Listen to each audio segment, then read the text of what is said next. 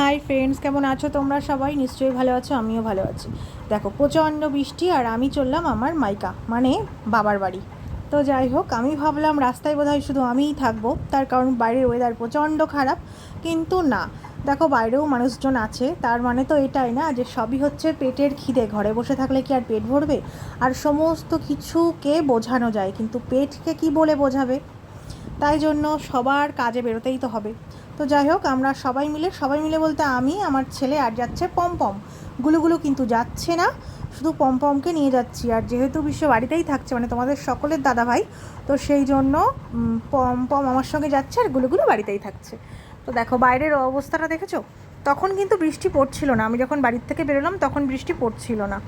খুব সুন্দর ওয়েদার। দেখো, তোমাদের সাথে কথা বলতে বলতে আমি স্টেশন পৌঁছে গেছি।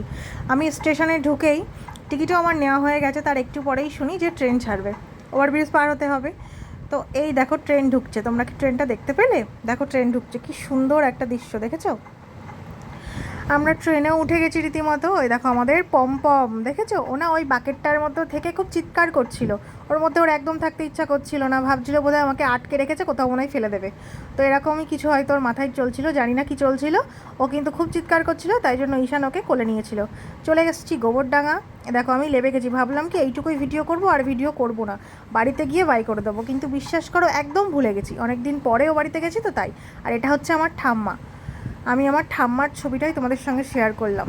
এটা হচ্ছে যখন আমি রেডি হয়ে ফিরছি বাড়ি আসবো সেই সময়কার ফুটেজ। তার কারণ মাঝখানে আমি দুদিন ওখানে ছিলাম, আর এই দুদিনের মধ্যে কোনো ভিডিও করিনি, মনেই চাইনি। এটা আমার মায়ের সিংহাসন, কি সুন্দর করে সাজিয়ে রেখেছে না? তো দেখো আমি রেডি হচ্ছিলাম বাড়ি আসবো বলে। আর তোমরা কিছু মনে করো না, তার কারণ হচ্ছে আমি ভিডিওটা একটু অন্যরকমভাবেই দিচ্ছি। হ্যাঁ, আমি মাঝখানে অনেক কিছু মিস করেছি, আমার আরও কিছু দেওয়া উচিত ছিল, কিন্তু কী আর করবো বলো। আর সত্যি কথা বলতে, 2 দিন থাকি আর 10 দিন থাকি, বাবার বাড়ির থেকে বাড়ি আসতে কারই বা মন চাই। কিন্তু তারপরেও কিছু করার নেই, বাবার বাড়িতে তো আর সবসময় থাকা যাবে না, বাড়ি তো যেতেই হবে, তাই না? এই 2 দিন প্রচণ্ড বৃষ্টি ছিল বাইরে, তাই জন্য আসতে পারিনি, বাধ্য হয়েছিলাম। কিন্তু আজকে তো সে অজুহাতটা আর খাটছে না, তাই চলে এলাম আবারও গোবরডাঙ্গা স্টেশনে। আর আমি অটোয় ওঠার সময় ভাবলাম ভিডিও করব, কিন্তু বিশ্বাস করো নিজের পা রাখার জায়গা পাচ্ছিলাম না, তাই হাত বের করে ফোনটা বাইরে বের করার সাহসটা আমি দেখালাম না। বলা তো যায় না, যদি আমার ফোনটা হাত থেকে পড়ে নষ্ট হয়ে যায়, গেলেও আমার ভিডিও করা। তো তাই জন্য এখানে দেখলাম একটু লোক সংখ্যা কম, তাই চলে এলাম গোবরডাঙ্গা স্টেশনে। আজকের ওয়েদারটা মোটামুটি ভালো, হ্যাঁ আগেই বলে নিই, গোবরডাঙ্গায় বৃষ্টি না হলেও বনগাঁয় কিন্তু বৃষ্টি হচ্ছে। তো যাই হোক, যে টাইমটা আমি গোবরডাঙ্গার ভিডিওটা দিচ্ছি এই টাইমটা দেখো কি সুন্দর রোদ্দুর। ট্রেন এসে গেছিলো, চলে এসেছিলাম ট্রেনে। আর এই যে আমার পমপম, যেটা তো একটা খুব খারাপ জিনিস ঘটেছে, আমার মুখটা দেখলে তোমরা বুঝতে পারছো যে কতটা টেনশনে ছিলাম আমি। পমপম না বাকেট থেকে বেরিয়ে গেছিলো, গোবরডাঙ্গা স্টেশনে এসে বেরিয়ে গেছিলো। অনেক কষ্ট করে ওকে আমি ধরেছি, তার কারণ হচ্ছে ট্রেনটা সেই মুহূর্তে ঢুকে গেছে, যদি আমি আরেকটু দেরি করতাম না জানি কি ক্ষতি হয়ে যেত। তো যাই হোক, একটা বড় বিপদের হাত থেকে আমার পমপম বেঁচে গেল।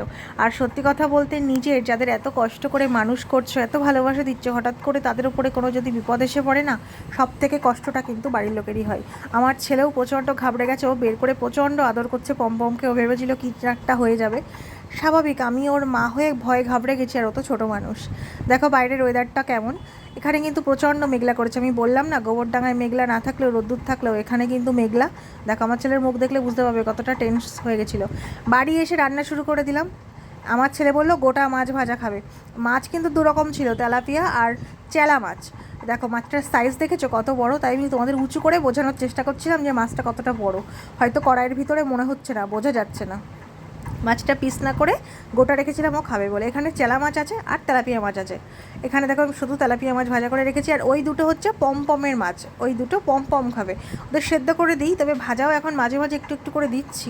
সব কিছু খাওয়ানো অভ্যাস রাখা ভালো, বলা তো যায় না কখন কীরকম পরিস্থিতি তৈরি হয়।